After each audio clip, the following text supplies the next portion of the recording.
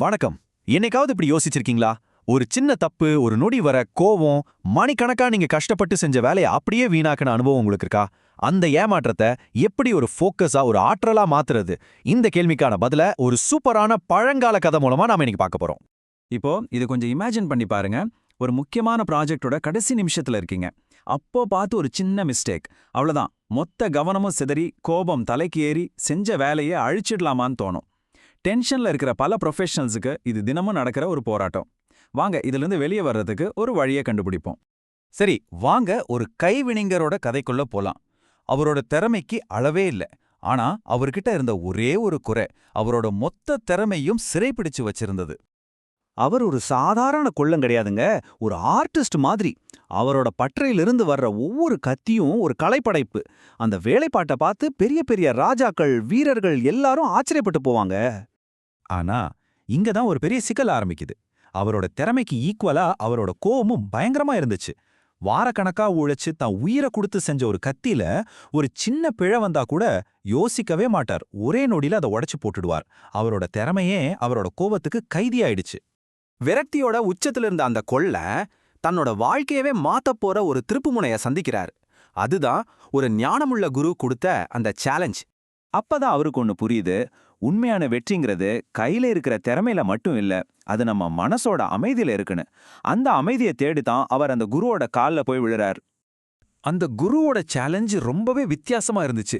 கண்ணை கட்டிக்கிட்டு எப்படி ஒரு கச்சிதமான வாளை செய்ய முடியும்? இது நடக்காத காரியம்தான் அந்த கொல்லன் முதல்ல நினைச்சாரு. ஆனா அவருக்கு வேற வழியே தெரியல.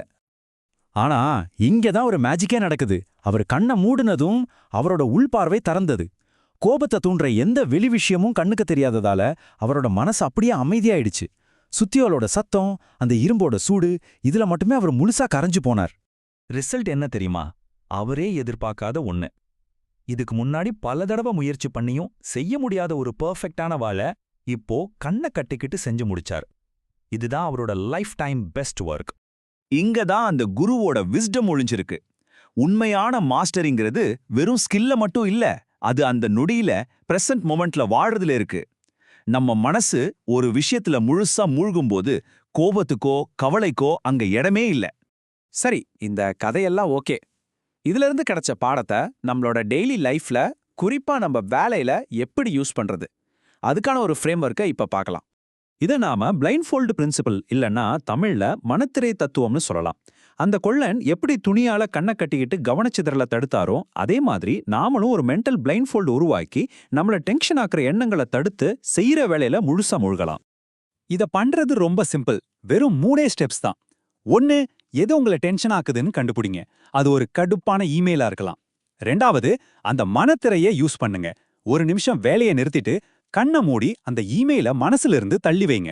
3வது, உங்க புலன்களுக்கு திரும்புங்க. உங்க மூச்சு காத்து போயிட்டு வர்றதையோ இல்ல உங்க கை கீபோர்ட்ல படுற உணர்வையோ கவனிங்க. சரி, இப்போ இந்த தத்துவத்தை நம்ம ஆஃபீஸ் சூழலுக்கு எப்படி கொண்டு வர்றது? அந்த கோவக்கார கொள்ளனுக்கும் கண்ணை கட்டிட்டு கவனம் செலுத்தின கொள்ளனுக்கும் நம்ம ப்ரொஃபஷனல் லைஃப்ல என்ன சம்மந்தம் இருக்கு? ஒவ்வொரு சேலஞ்சிங்கான சூழ்நிலையிலையும் நமக்கு 2 சாய்ஸ் இருக்கு. ஒன்னு அந்த கோவக்கார கொள்ள மாதிரி உணர்ச்சி வேகத்துல ரியாக்ட் பண்றது. இன்னொன்னு கண்ணை கட்டிய கொள்ள மாதிரி ஒரு நிமிஷம் நிதானிச்சு கவனமா செயல்படுறது. சாய்ஸ் நம்ம கையில தான் இருக்கு. இந்த டேபிள பாருங்க, ரொம்ப தெளிவா புரியும்.